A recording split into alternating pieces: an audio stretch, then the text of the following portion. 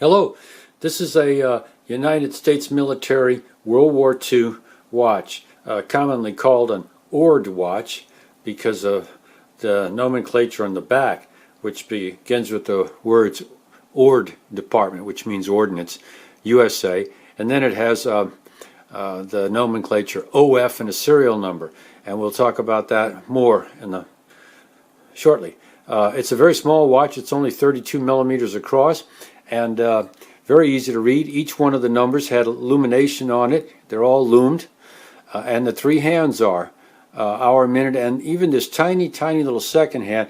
Look at my fingernail. You can see how small it is. It has loom on it, and I'll show you a larger shot of that so you can see it better. There we go.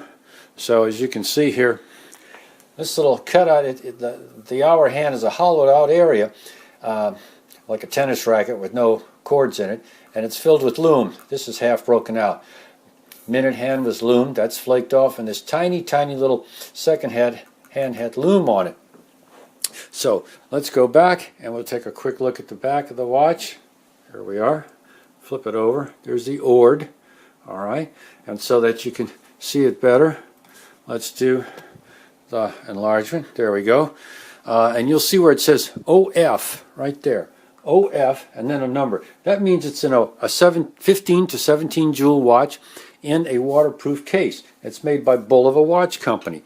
So there we go. This is a chart of those markings. If you're interested in these kind of watches, you will appreciate this. There's our OF right there for 15 to 17 jewel wristwatches, waterproof case. And then there's others. Most of them are not waterproof. Some of them even only have 5 to 9 jewels, and pocket watches and so forth. This is the old system. It was amended later after World War II. But let's go back here and I'll show you something interesting on our watch again here. Let's take that back off. I think I can get it off with my fingers here.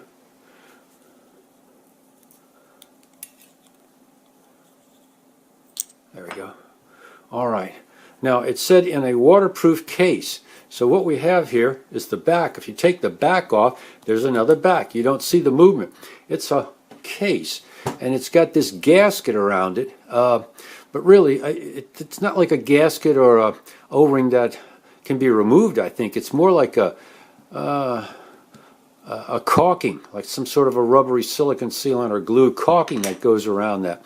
And the stem, the crown, okay, can be screwed in, and it must seat up against a rubber gasket of some sort to make it waterproof, because it only turns a quarter turn. Another quarter turn, or maybe half turn, it'll come out.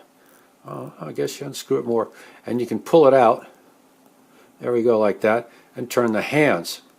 So I believe it truly is an ordinary watch inside a waterproof case. Here's a close-up of the watch with the back removed. Now, since we're talking about the back and the case, let's go back. I'll show you a little surprise here. Here's the case. Now, inside here, which you cannot really see, there are a series of about 13 5-digit numbers inscribed in this thing. You might catch a big mystery. They're each 5 digits and they're in order. This is a 17640, then an 18, 19 series, and so forth. And they're all engraved by hand, and it's the same script except for about the last 5, which where the handwriting changed. I have no idea what these are. If anybody does, please send me some comments on that, all right? Now, here are 3 military watches. This is the World War II watch that we looked at. This is a Vietnam era. This was my personal watch in Vietnam, 1971. I was in the Corps of Engineers, and that's where I got this watch and wore it.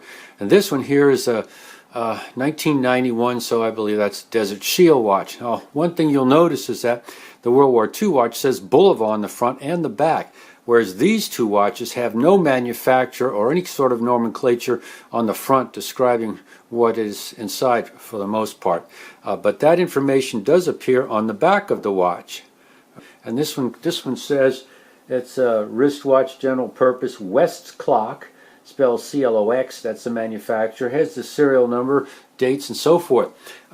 Now after World War II, somewhere along the line, they changed the specifications to which these things were made, and it forbid them from putting the manufacturer's name on the front, because it could be made from anybody from West Clock to Bulova, whatever, Elgin, and in this particular case, it's made by Marathon. There are some markings on the front of this one. It says H3, which indicates that it has tritium vials, little tiny glass vials, the numbers, and they glow in the dark without being exposed to light. So do the hands.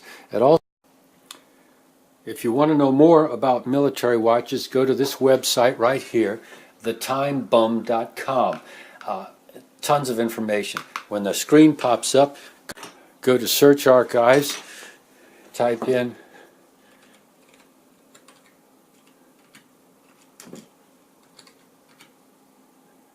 Vietnam era, click it, and right here, Vietnam era watch, click that, and you've got the whole beautiful story with all kinds of details. There's the watches, the types of movements. There's a Benris, here's a movement, there's an ETA movement, other details, the back of the watch with the nomenclature, lots of stuff, lots of stuff. Okay, hope you enjoy that.